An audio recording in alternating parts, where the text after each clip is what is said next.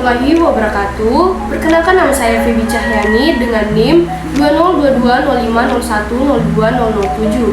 Saya dari Fakultas Ekonomi dan Bisnis Islam, Prodi Perbankan Syariah kelas A.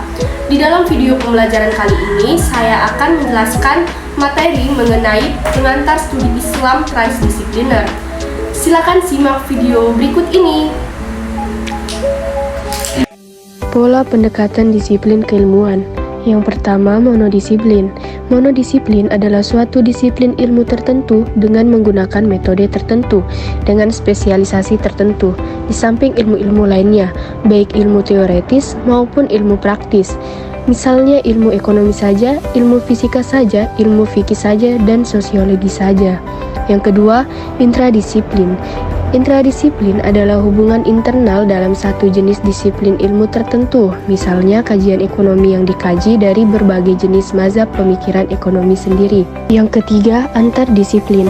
Antardisiplin adalah hubungan kerjasama antara dua disiplin ilmu yang berada dalam satu rumpun, misalnya antara sosiologi dan ilmu ekonomi, yaitu sosioekonomi, atau sosiologi dan ilmu politik, yaitu sosiopolitik.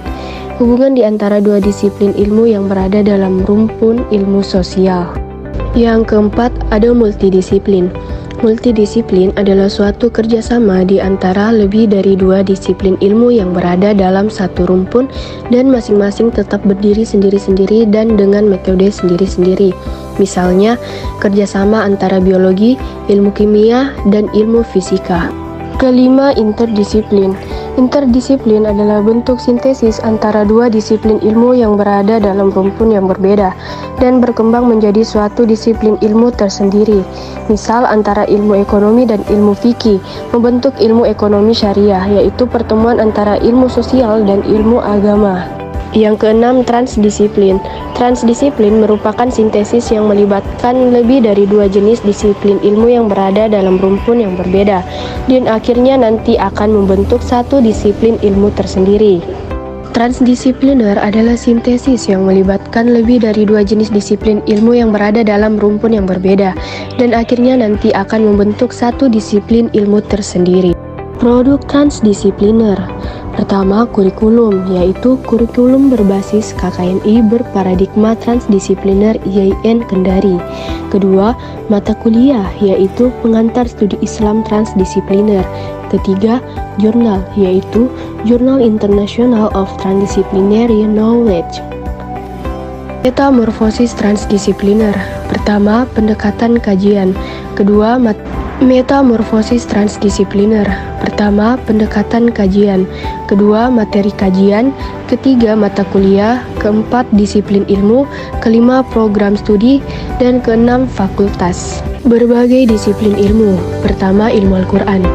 Sejumlah pengetahuan atau ilmu yang berkaitan dengan Al-Quran, baik secara umum seperti ilmu-ilmu agama Islam dan bahasa Arab, dan secara khusus adalah kajian tentang Al-Quran seperti sebab turunnya Al-Quran, nuzul Al-Quran, nasik mansuk, ijaz, maki madani, dan ilmu-ilmu lainnya. Kedua, ilmu tafsir.